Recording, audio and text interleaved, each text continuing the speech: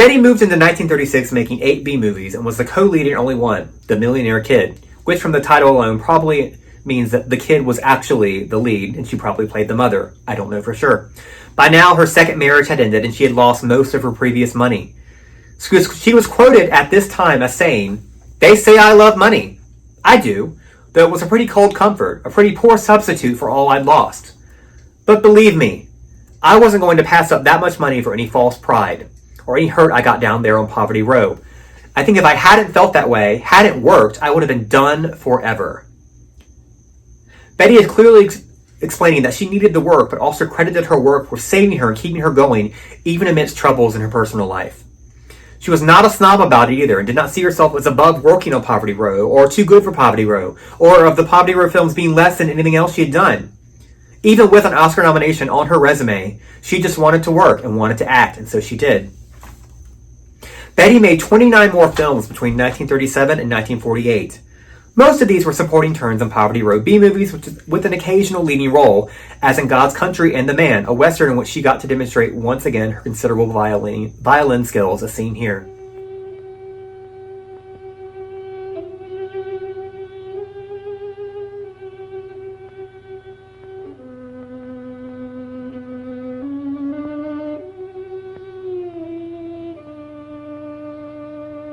She proved to be a popular supporting player in several westerns, including often playing, the Miss Kitty type role of a woman that runs a saloon. Take a look at Cowboys from Texas.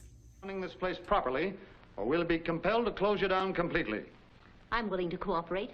Perhaps we'd better talk this over in my office.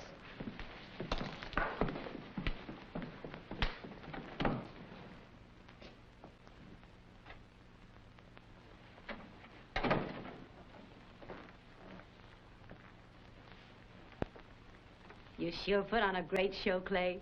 For a minute, you almost had me fooled. It's important that no one knows I'm connected with you and Duke. I'll arrange to have him released in the next couple of days. You know, everything worked out just the way you figured. The cattlemen and the homesteaders are at each other's throats. Betty did get to appear in 2 minor roles in 2 of the Warner Brothers Torchy Blane serials starring Linda Farrell and Lola Lane. Bizarrely, she also drifted into early exploitation or issue pictures, if you will, entitled Mad Youth and Escort Girl, both of which have Betty playing mothers who may or may not have been in that escort girl situation themselves, trying to save their daughters from a life of prostitution in the underworld. I'm going to play these 2 brief clips back to back in a second so that you can see that while the roles are similar, they're still slightly different. You know, I didn't like the last one you sent me. What? A real count?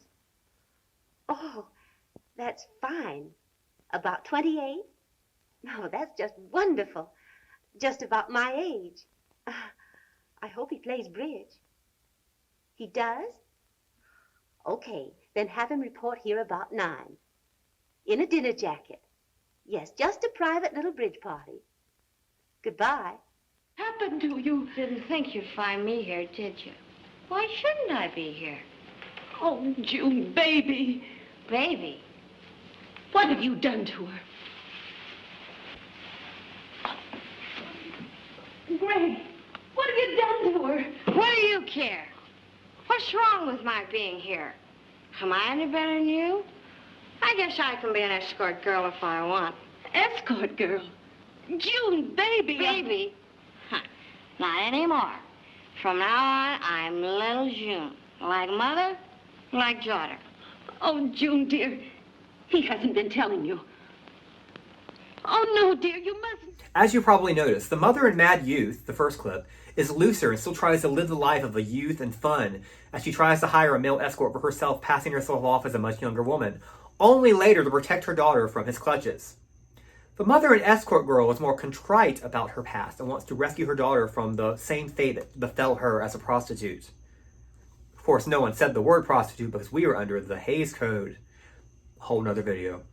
Betty did get to make one more major studio appearance in 1941, and it's kind of a beautiful career opportunity for her, one that kind of brought her full circle for many reasons.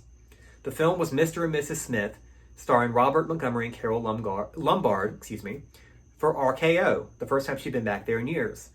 Betty was also back working with an old friend, Alfred Hitchcock, who was the director of Mr. and Mrs. Smith, in one of his rare comedy directing movies. While I cannot find any information about how she was hired or cast, I would like to think that he was repaying her, if you will, for her films that launched his career in the 1920s. Betty appears as Gertie, a woman that Montgomery's friend, played by Jack Carson, tries to set him up with so he can make his wife, Lombard, jealous. Gertie is a hilarious, zany, seen-it-all woman that mostly is concerned about getting a decent, but cost-effective, meal at a very fancy restaurant. In the following scene containing so many stars, Betty steals it yet again when she can't stop talking about the chicken. She even gets to save the day when Montgomery gets a nosebleed. You're looking for trouble, buddy.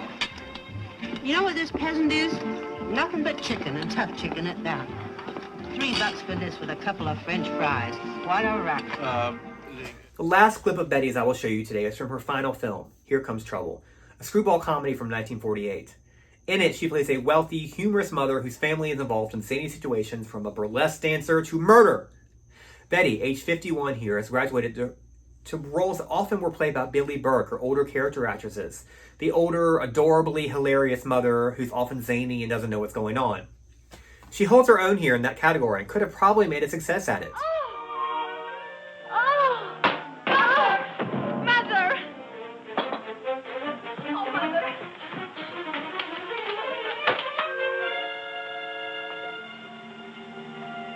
So I'm to go to his office in the morning and warn him to lay off, or I go to his wife and tell her about the little episode at the convention in Chicago, right? Right. And you'd better make it stick.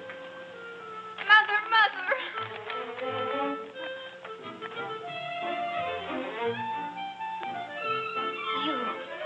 You brute. You brute! What have you done with my husband? You gangster! However, after almost 35 years in the business, Betty retires so that she could relax in comfort and enjoy her marriage to Sylvius Jack Gall, a boxer turned businessman. Together, they launched a cosmetics line, which I couldn't find any actual cosmetic images of her line, but here's a picture of her face on a cosmetic line from her heyday as a star. They also launched, curiously enough, a line of ashtrays tailor-made for different hotels and offices called Ashtrays Unlimited. That will be a grail for me to find one day, one of those at an antique store. Betty Compson's Ashtrays Unlimited. She just sounds awesome. She continued the business in 1962 after her husband passed away. Betty remained in comfort, living in financial security until her death at 77 in 1974. So, we are left to answer, why did Betty's stardom not stick in the talkies? Why did such a promising few years of stardom lead to Poverty Row and B parts? I personally think the most logical explanation is the distress that her divorce from Cruise caused her, and probably just the sheer exhaustion I'm sure she felt by the end of 1931 after making so many movies. She needed a break, and she took one, and didn't care what happened otherwise. She tried to make her second marriage work, and after it didn't, she went back to work. Just happened to be working as she always had, not caring about the size of the role she played. Regardless of where and what she played in the late 1930s through 40s, Betty still delivered powerhouse, scene-stealing performances that demonstrated her enormous skill as an actress. When she retired, she left behind a legacy of so many wonderful characterizations. While a lot of her silent movies are lost, for the time being, hopefully, several are not, and we were very fortunate to have those in the majority of her talkies available to see so that we can appreciate the level of professionalism, characterization, warmth, and physicality that she brought to her roles, all the while maintaining a humble self-awareness in real life. And hey, let's not forget that she was a violin-playing producer and advocated for herself as a woman in Hollywood in a time when that was almost unheard of and usually not even allowed. She didn't care. That bravery, along with her enormous talent, is something that will live on forever. We are fortunate that several of Betty's movies are available to watch on YouTube. If you go to my YouTube page, a link is in my Instagram and TikTok. You can find links in my video there of this video to her films on YouTube and a list of streaming services where you can find 11 of her other films. I'm Charlie, and thank you again for tuning in to Silence in the Talkies. And thank you, hopefully, for appreciating Betty as much as I do. Next week, join me as I investigate Corinne Griffith, a silent star nominated for the Best Actress Oscar the same year as Betty, but who only made 2 talkies before she retired. Kind of. Thank you very much for tuning in, and good night.